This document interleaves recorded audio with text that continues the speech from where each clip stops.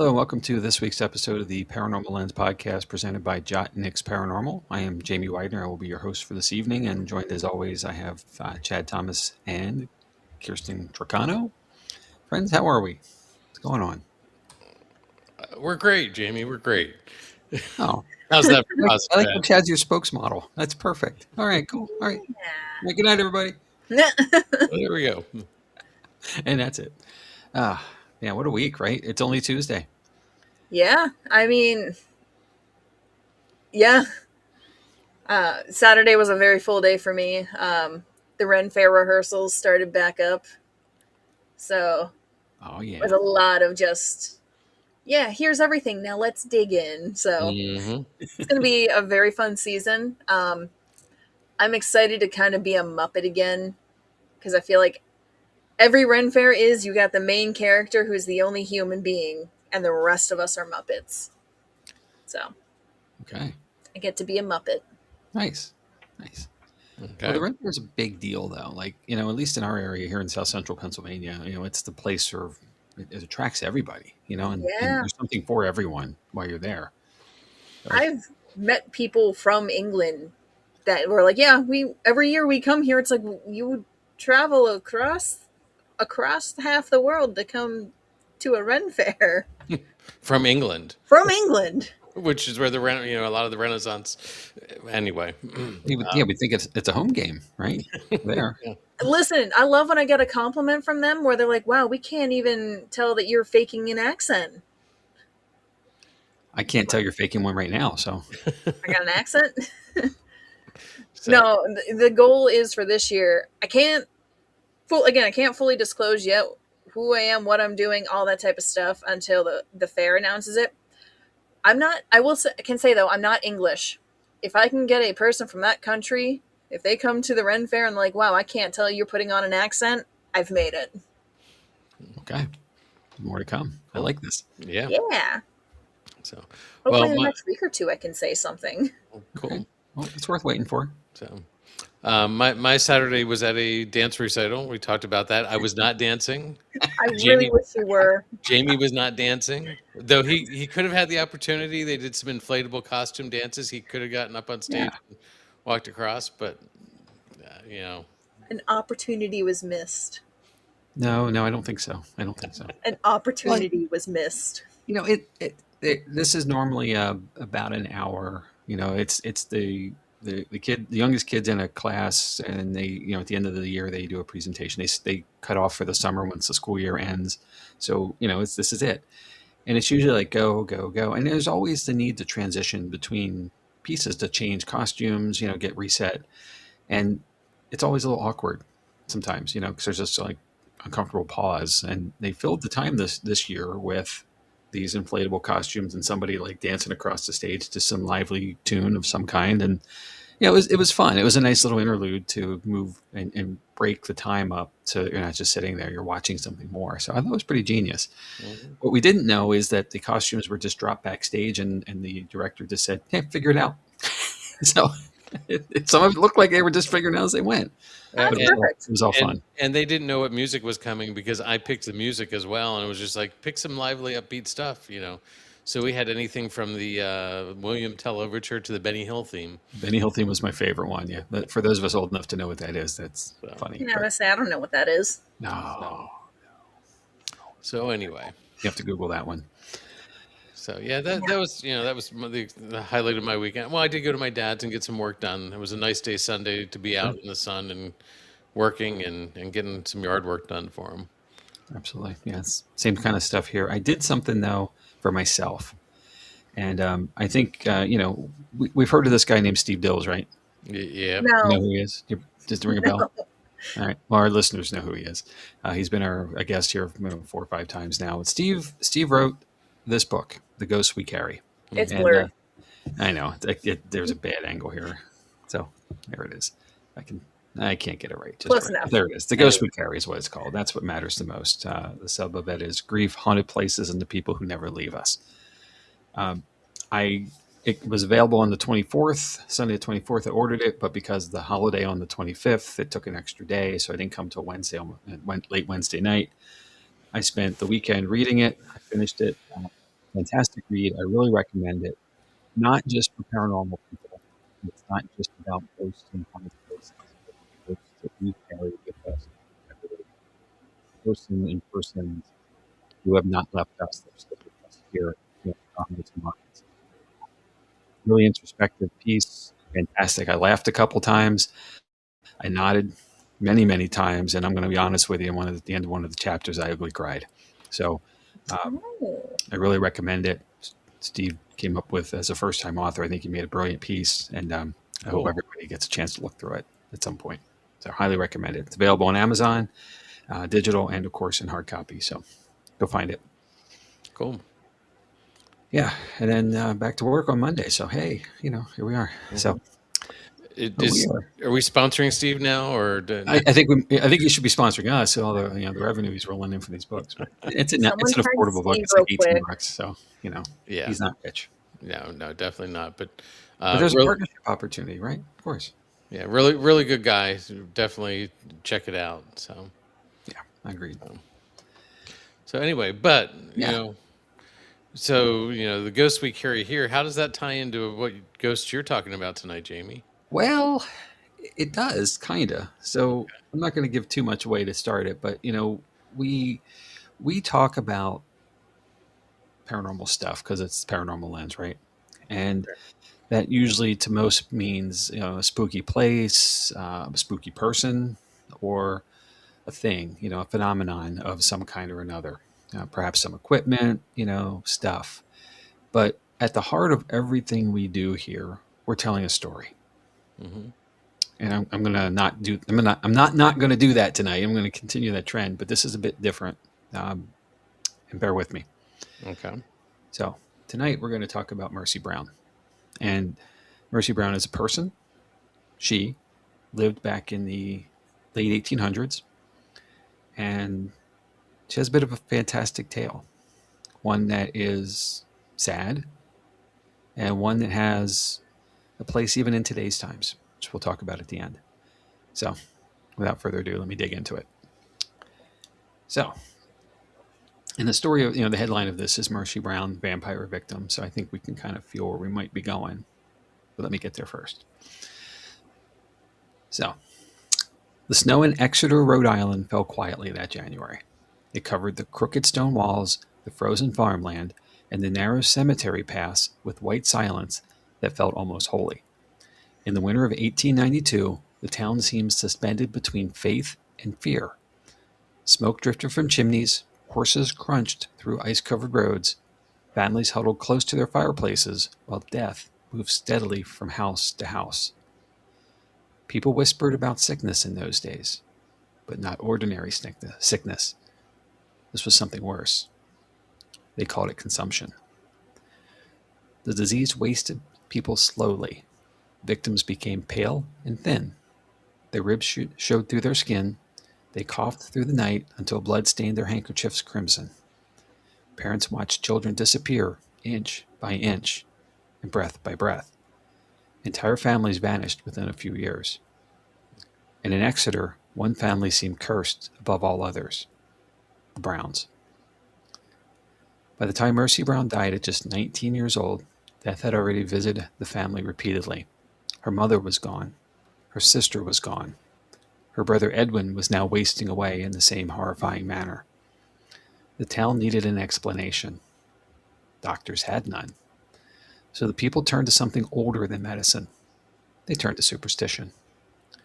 Soon, frightened neighbors would gather beneath a gray winter sky, open Mercy Brown's grave, cut the heart from her chest, burn it on a rock, and feed the ashes to her dying brother. All because they believed Mercy Brown was a vampire. Today, that story sounds impossible. The Gothic nightmare ripped from folklore. Yet it happened in America, not in medieval Europe. It happened in New England at the age of modern times, during a time when electricity, newspapers, railroads, and scientific progress already existed. But the Mercy Brown case was never truly about vampires. It was about grief. It was about terror. And about what desperate people will believe when death refuses to stop knocking at the door. In the late 19th century, Exeter was a hard place to live. The soil was rocky and stubborn. Farmers fought constantly against the land itself, stacking stones into endless walls that still snake across Rhode Island forests today. Life demanded endurance. Winter could isolate entire families for weeks. Most people lived close together, shared tight quarters, and worked until exhaustion became normal. Then came consumption. Modern medicine knows the disease is tuberculosis, but to the people in the 1800s, it felt supernatural. Victims appeared to be drained from the inside out. They grew skeletal. Their eyes sunk into dark hollows. Night sweat soaked the bed sheets. Bloody coughing fits echoed through homes long after midnight. Worse still, the disease spread silently among relatives. One family member died, then another, then another. No one understood bacteria. No one knew tuberculosis spread through airborne infection. Germ theory was still struggling for acceptance in many rural communities. To frightened families, it seemed as though the dead were somehow pulling the living into the grave behind them. The Browns became one of tuberculosis's cruelest victims. Mary Eliza Brown died first in 1883. Not long afterward, her daughter Mary Olive followed. The family tried to continue. They worked. They mourned. They survived. Then years later, Edwin Brown began to grow sick. Friends watched the young man transform from healthy and energetic into pale and exhausted. He coughed blood. He weakened steadily. Physicians offered little help or hope beyond fresh air and rest, the standard medical advice of the time. Then Mercy herself became ill. She had been healthy while death swallowed the rest of her family, but by 1891, consumption had finally reached her too. For months, she suffered. Then on January 17th, 1892, Mercy Brown died. She was only 19 years old. And yet somehow the nightmare was only beginning. After Mercy's funeral, Exeter's fears deepened into obsession. Edwin Brown continued deteriorating even after his sister was buried. In fact, some believe he worsened. Fever dreams tormented him. According to local accounts, Edwin cried out in terror during the night, convinced someone, or something, was visiting him after dark. Neighbors began whispering. The dead were not resting. New England had long carried fragments of European vampire folklore. Immigrants brought stories from Eastern Europe and the Balkans, tales of corpses returning from graves to prey upon their families. Over generations, those legends blended with Puritan fears and rural isolation. By the 19th century, many New England communities believed that when multiple relatives died from consumption, one of the deceased might be feeding upon the survivor spiritually or physically. The solution was horrifying. Bodies suspected of vampirism were exhumed. Villagers inspected the corpse for signs of undeath, liquid blood, intact organs, or unusual preservation. If discovered, organs were burned to destroy the vampire's power. Today, science explains these phenomena easily. Cold temperatures slow decomposition. Blood can remain in organs after death. Gases within the body can create the illusion of movement or fresh tissue. But terrified, grieving families did not know this.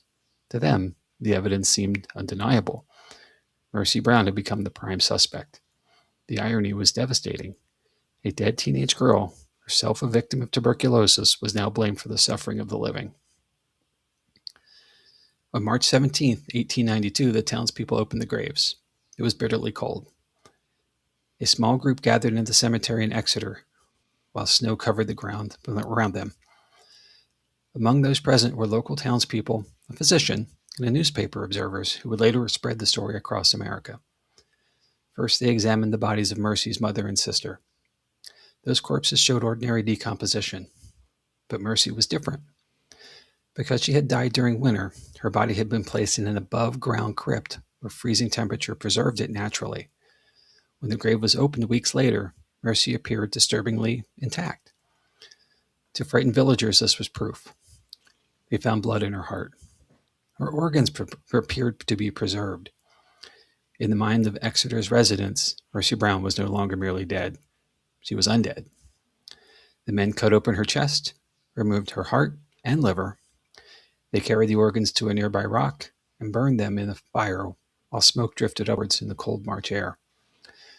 The ritual did not end there. The ashes were mixed into a liquid and given to Edwin Brown to drink.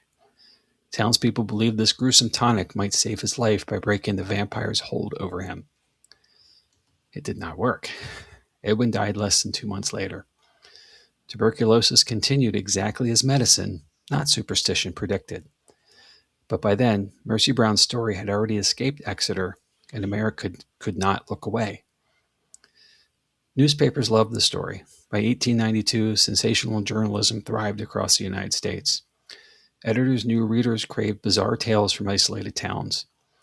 The Mercy Brown incident spread rapidly throughout newspaper columns, often described with a mixture of fascination and disbelief. Some writers mocked Exeter's superstition. Others treated the case like genuine horror. But the phrase that endured through history was simple: America's last vampire. The label followed Mercy forever. It transformed a young tuberculosis victim into legend. Yet Mercy Brown was not an isolated case. She was part of what historians now call the Great New England Vampire Panic, a strange wave of exhumations and anti-vampire rituals stretching across Rhode Island, Connecticut, Vermont, and other parts of New England during the 18th and 19th centuries. Families throughout the region dug up loved ones searching for supernatural answers to tuberculosis outbreaks. Sometimes hearts were removed. Sometimes bodies were decapitated. Sometimes remains were rearranged or burned.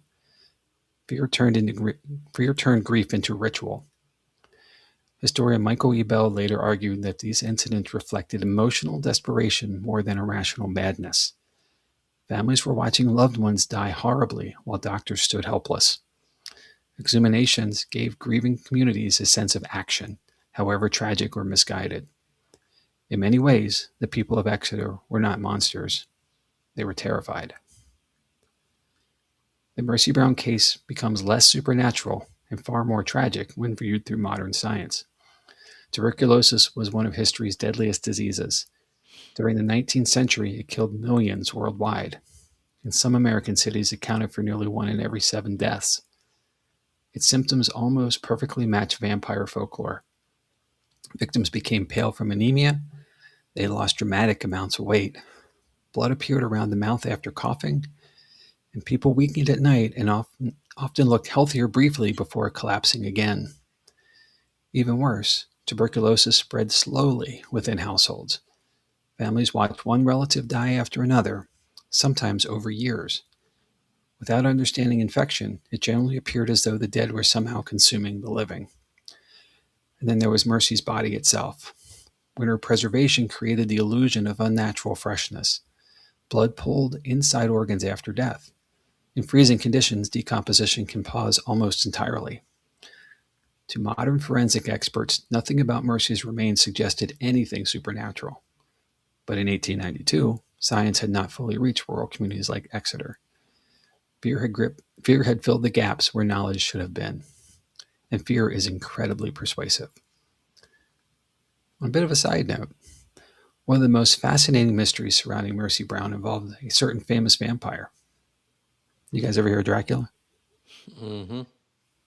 Bram Stoker published a legendary novel in 1897, only 5 years after Mercy Brown's incident exploded across American newspapers.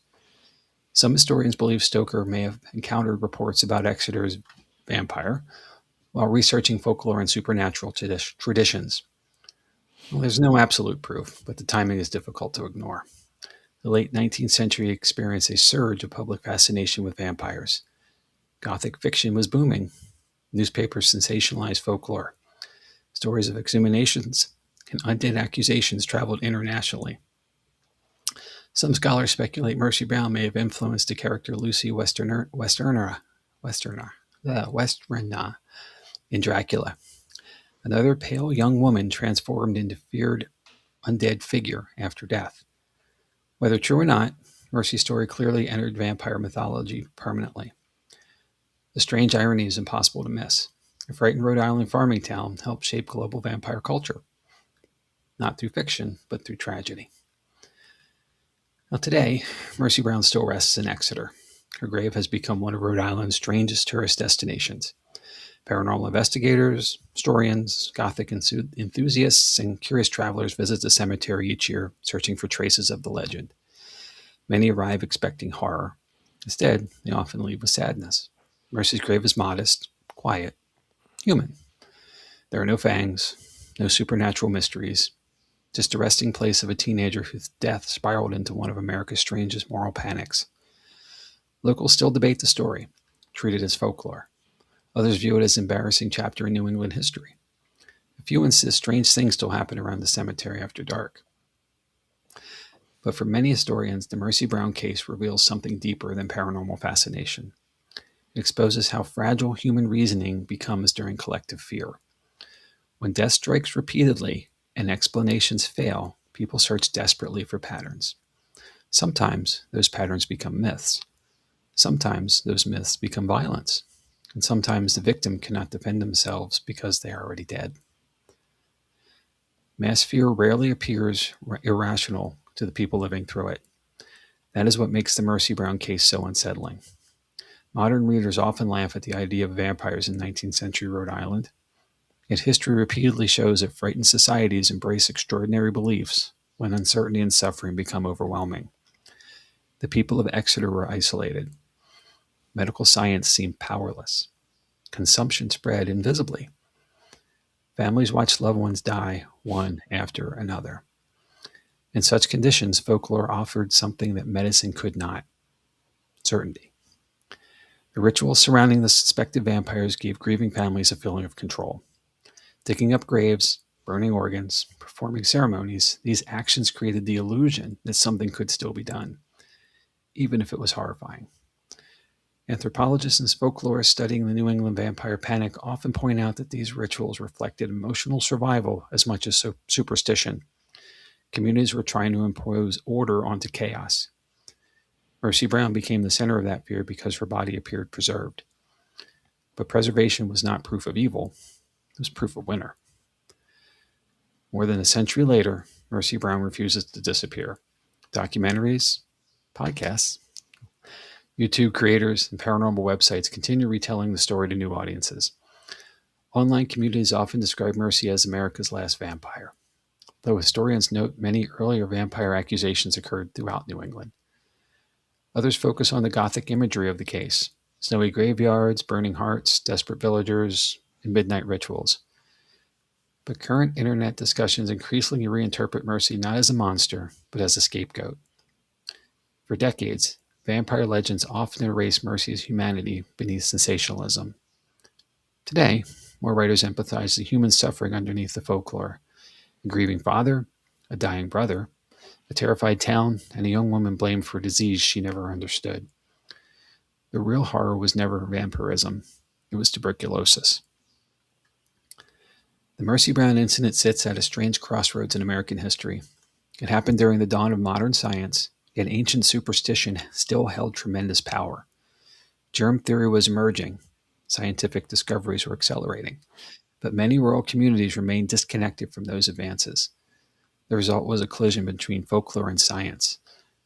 In earlier centuries, vampire accusations were common across parts of Europe. By 1892, however, such beliefs had already seemed outdated to urban Americans.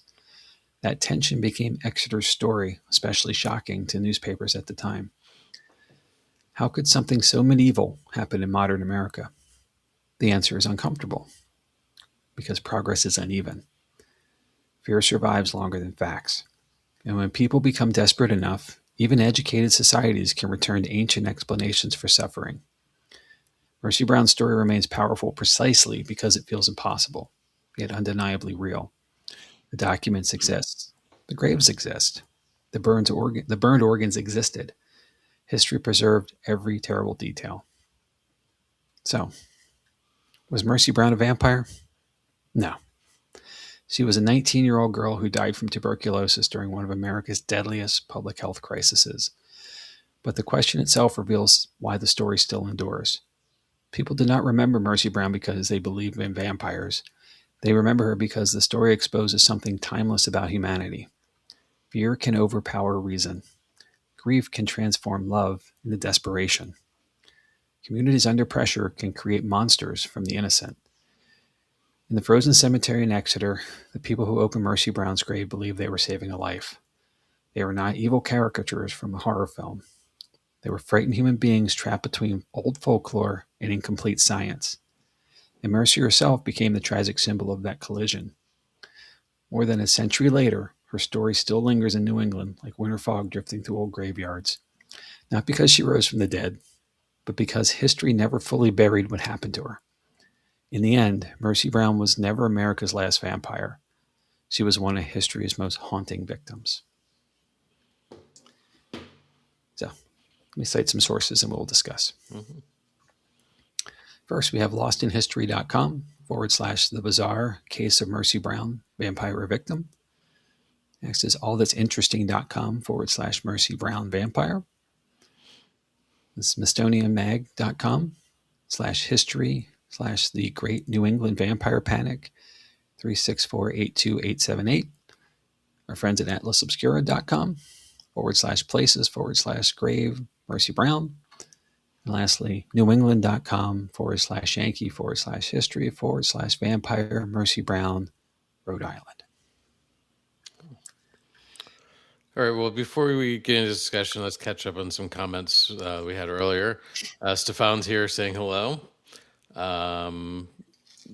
Bert and Heather joined us after some technical difficulties, so hello to you guys. Paula is also joining us tonight, so thanks, Paula, for joining us again 2 weeks in a row. We appreciate that. Let's get in some meteor comments here. Heather saying, I cannot believe I've never heard of any of this. Very interesting, getting a good education tonight. This resonates with me because I had also never heard of this story. So it definitely opened my eyes to some things here, Jamie. So nice job. Bert agrees that it's victim. And then Bert also said, so many people lost whole families due to tuberculosis. Yeah. I think, and then Heather just said, sounds like the Salem witch trials, but this is harder to understand how it could be believed because the people had a lot more education. And Paula said, great storytelling, Jamie. Thank you. So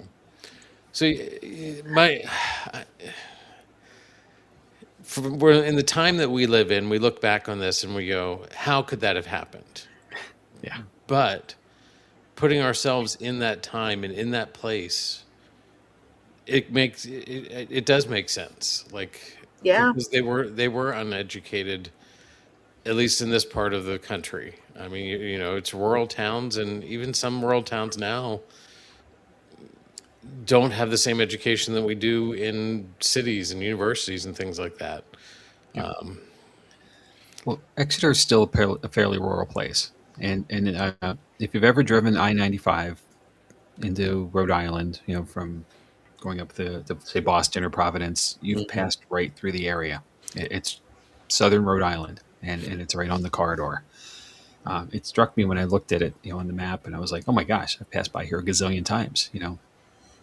When my lobster runs, you know, to Maine. No, kidding, I don't go to Maine for lobster, but, you know, like I know somebody who does actually. Right. But that, you know, now it's in the heart of like urban areas, even though it is still sort of rural.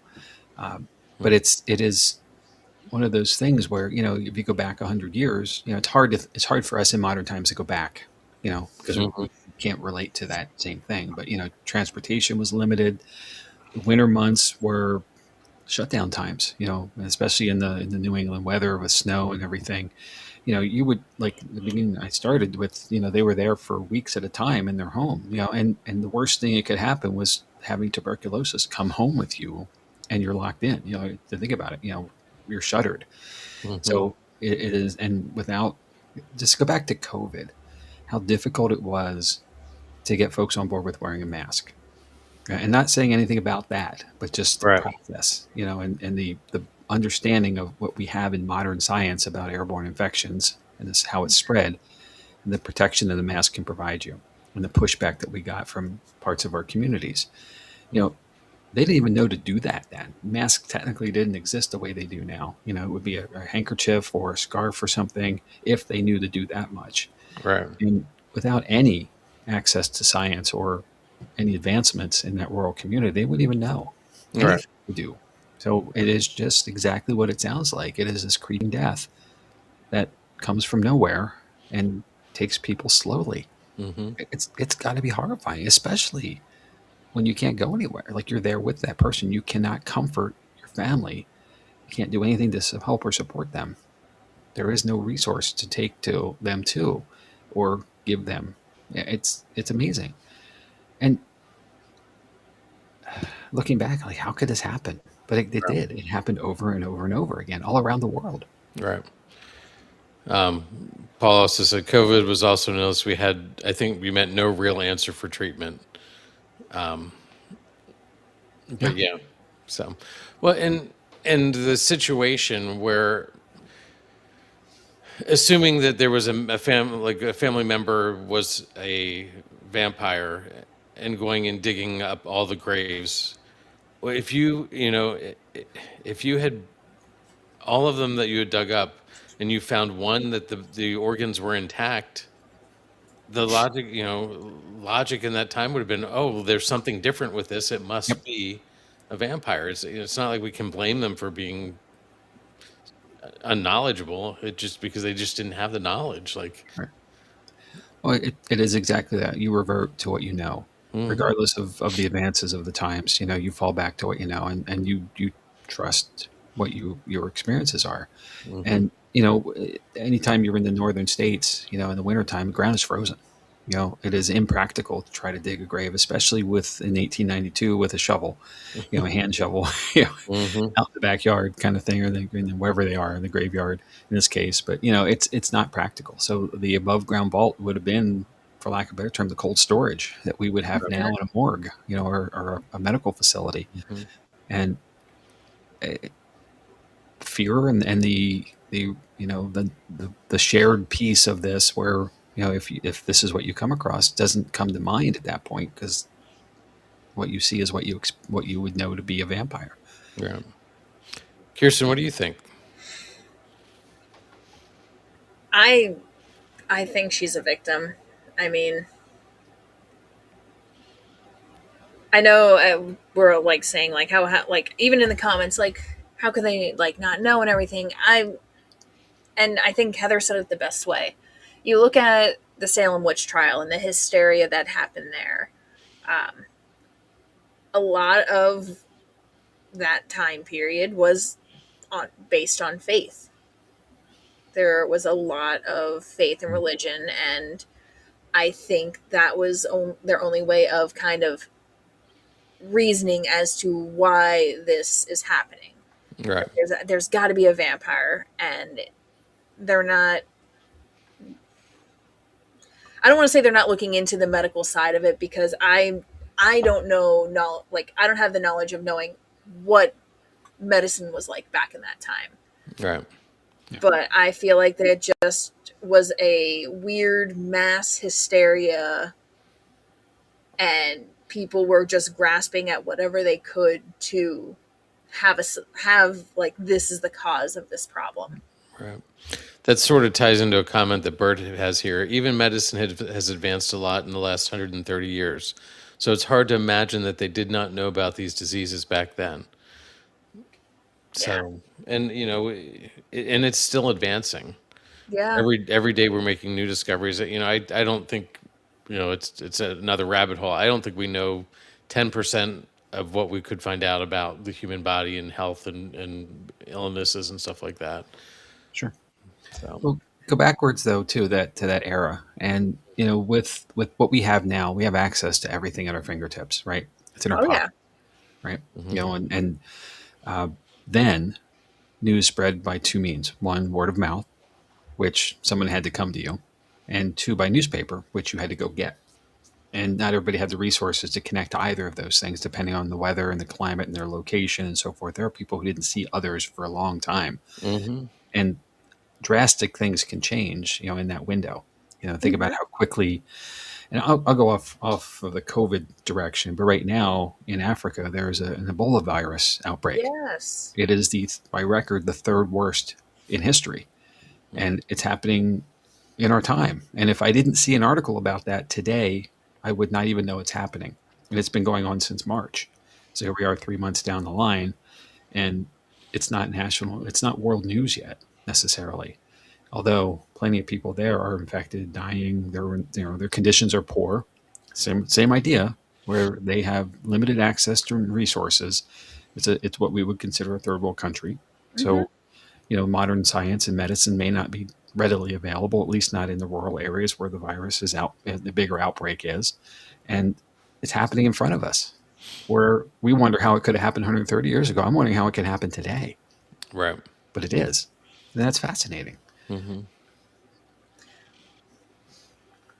I mean, wasn't also the hantavirus that was around the same time? But by the time we heard about it, it was like weeks Yep. before the first. Yeah. I mean, yeah, even still now, there's still a delay of getting news of these viruses and how they're moving. Yeah. I think that's a whole different rabbit hole we could go down. Yeah. We're not going to touch that one. Yeah. Yeah. Yeah. So to kind of put a bow to Mercy Brown, paranormal or not, I say no, but I can understand the fear and the perception of reality that the people in Exeter and everywhere in New England, were experiencing at the time, anywhere around the world, really, where if you were disconnected from the true world news and the updates in the what we would consider instant updates, which would take a newspaper the next day to report. And Chad, you and I are old enough to know what that's like, right? So, you knew your news is always a day behind. In this case, by the time the paper even got to you, it might be a couple days or weeks behind. Who knows? I get this. I do. And I think that's why the story still has legs today, is that, we still have people in rural communities who are intentionally disconnected at this point because there is too much saturation of all of this stuff. The information, the information superhighway is fantastic, but sometimes you need to take an exit and take that time to unplug and disconnect from it. But while you're doing that, who knows what has happened by the time you reconnect? And unfortunately, sometimes it could be detrimental. Yep. Looking back on this episode, I wish we could have had Sean and Jeff with us tonight. Yeah, they would have good insight on this and the folklore side of it and why it's still living and so next time we talk to them, we'll have to throw this one at them and see if they know anything about it. But it's the folklore that keeps things like this going. Yep. So that's a good point. So I honestly would be interested of their opinions on this. All right. Just pick their brains. That's an easy message. We'll reach out. Oh yeah.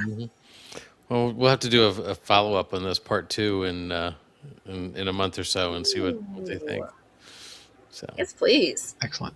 So nice job, Jamie. Again, something that it's sad that I don't think we know about. No, because it is definitely something that a lot of people do know about, but not everybody does. Yeah, I've never heard of this before, so interesting and fascinating. Well, this is why I was saying it was different. It's not a traditional haunted thing or place or person. It's not the normal that we would cover, but we cover a lot of different things. So I felt we should circle around it. Paula has a comment here. The Salem witch trials seems something that turned out some believe was people being affected by yeast fermentation. There is a gas that is released from the yeast, and with no proper ventilation, that can cause hallucinations. I can't even use English. Come on. Hallucinations to some extent. I read a lot of stuff here. Give me a little grace. Oh my gosh, that's an interesting point. And I thought of the Salem witch trials, in parallel to this. It happened sooner, of course, but the mass hysteria, the belief in something, and all it takes is a ringleader, someone of some Yeah. prominence or authority to say something, and others follow the path. you know and there, it's different, but it's, to me, there's a parallel, at least, Mm-hmm. with mass hysteria, perception becoming reality, Mm-hmm. and victims become, who are innocent, became just horrible perception in the community, and therefore they were burned at the stake. I mean, it's just nuts, like how we let that happen. Mm-hmm. So Bert says, so where are we road Yes. tripping to? Mercy Brown's grave? A Sure, road trip. we sure can. It's right off I-95 on the way to Hey, Providence, so and it's in Um, Rhode Island. any trip to New England's a good trip to New England, right, yes. Jamie? No, I have one planned. I know. I'm gonna have to keep Paula's comment because I do have a plan, like closer to the anniversary of the witch trials, to do an episode, and Okay. the amount of information I have, that is actually one of the things that when I was looking it up came up. So I want to keep that comment because Mhm. it'll most likely be covered in that episode. Okay. Great. So Paula's comment is, it's an interesting place to visit. So Paula, have you visited there? Was this something you already knew about? So I was going to I'll throw this up. I was going to put this poll up, but I think Jamie sort of answered our questions. Yeah. I was going to, have everybody vote, but there's no point because I think we're all going to vote number 2 on this anyway. You But still can vote, of course. so if you want to, in the comments, #1, #2, #3 to vote, it'll tally. So, and then Paula said that she's been there 7 times. That is So, cool. Wow. and Bert says it's on the way back to Wilson Castle. Yes, kind of, anyway. And Somewhat. it's a little bit of a swerve, but and then the maple ice cream, which maple creamies is officially what they call it in New England. Yeah, yeah. I'll let the cat out of the bag here a little bit, but I'm heading back to Vermont the week of the 15th. It's vacation, but I have some things planned to stop and see along the way. Wilson's a little far to the north of where I'll be, but I can certainly make my way up to Rutland again, or West Rutland as it is, which is where the soft serve place that Bert's talking about is, at the Maple Angus restaurant. If you're in the area, I recommend it. I It's plugging think everybody tonight, right? Why not? Yeah. I think we need to book, Dave schedule Lang. a trip to Wilson Castle anyway. So Yeah, I have yet it's to be actually- at Wilson we Castle, do. so I'm all in for a return, and that was Yeah. a great night. I Great haven't been investigation. there. yep. Right. I think I got invited, but it was literally 3 days before I was going to have Cassie. So it was like, Yeah, I was. Might not have been the most comfortable ride. maybe I don't go all the way up to New England and Yeah, ghost hunt. I agree with Bert here Yep. Yeah, we Road do. trip. and Kirsten. So Yes. Road trip. so I'm pretty sure it was the Lynches that invited me too, and it was like, I can't. yeah, and I was at camp, or I was traveling, or had just gotten back or something, so I couldn't do it either. But It was right at the end of camp. I remember that because it was a week or two away already. so Logistics. It's everything, and that's why we plan these things so far in advance, to get out around our schedules and the restrictions we may have, clear up the space we need. And so. Well, Jamie, nice job bringing something new Yeah. to us. We appreciate that. of course, Let's go ahead and talk about what's coming up. Kirsten, you want to run with this? Oh, it's my turn. So next week we're going to be doing Shadows of the Yokai, Spirits of Japanese Folklore. I'm very, very excited for this. I like kind of looking up all the nice little spirits and everything of other countries. Also terrified. yeah. I'll have stories about when I was in Japan and a friend scaring me with some things. So, Very cool. Yeah. all right. And then coming up from that, on June 16th, we have the Crescent Hotel, where the cure became the curse. And that is with Chad. And then on June 23rd, we're back with Jamie for the Fresno Nightcrawler. which still very excited for. And we'll have a guest host that night because I won't be here. Alex will be That's able to play. right. Yep. It becomes ghost stuff then. No. Maybe. All right, maybe. Isn't it always ghost stuff somewhat? It's always ghost stuff. All right. And then June 30th, I'm back for Ashmore Estate History and Experiences because I will be just getting back from having a nice little investigation there. I'm going solo finally. Very cool.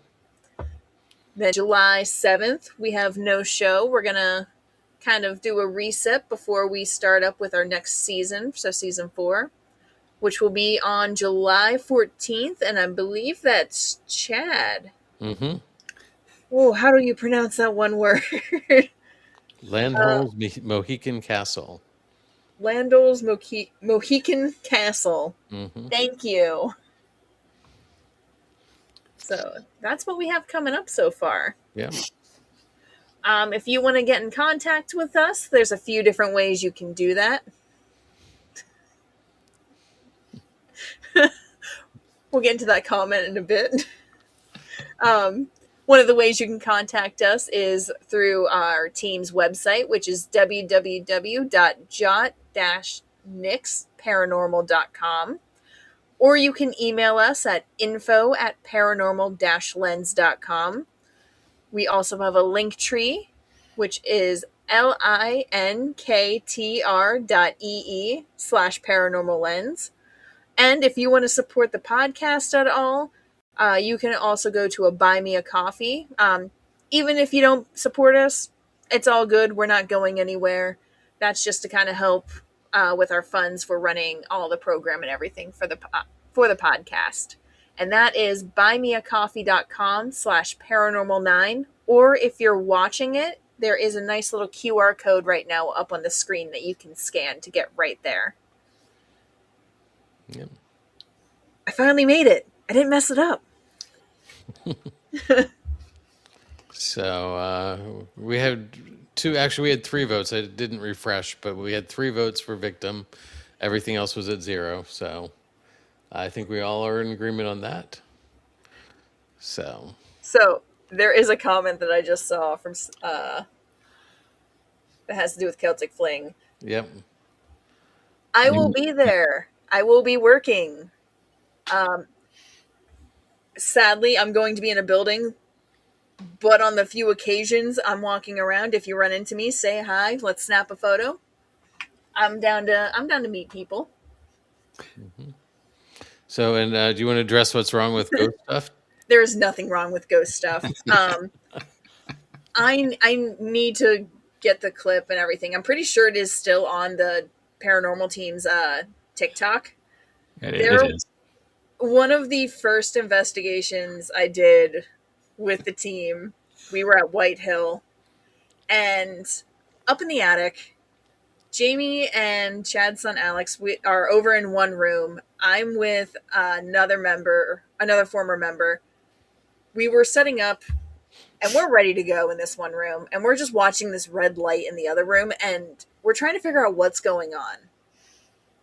And it was a perfect filming. I don't know who was filming, but I just shouted down the hall, "What's going on?" And Jamie, without anything, just goes, "Ghost stuff." Mm-hmm. And I added, "That's kind of what we do, you know." Mm-hmm. So, yeah, we kind of do ghost stuff. And it lived on. So. Which is why now, Alex and I, if it's ever just us 2 hosting here, it's ghost stuff. It's no longer Paranormal Lens. Yep. So, Stefan said you'll have to check out Allie the Piper.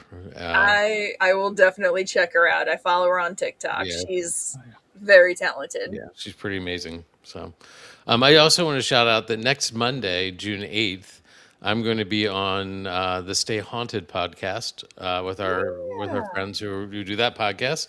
I'm not sure what we're going to talk about. I think maybe we'll talk a little bit about our experiences at the Clifton that we had with the Spanish-speaking. I think that still baffles Alex, hearing Spanish in his head when he doesn't know a word of Spanish. Yeah. So, and a couple other things, but it's always good to talk to that group, a good group of people. So, looking forward to everybody there. So, Yeah. And any other thoughts tonight before we wrap up, guys? No, I don't. Good. No. Okay. Let's see.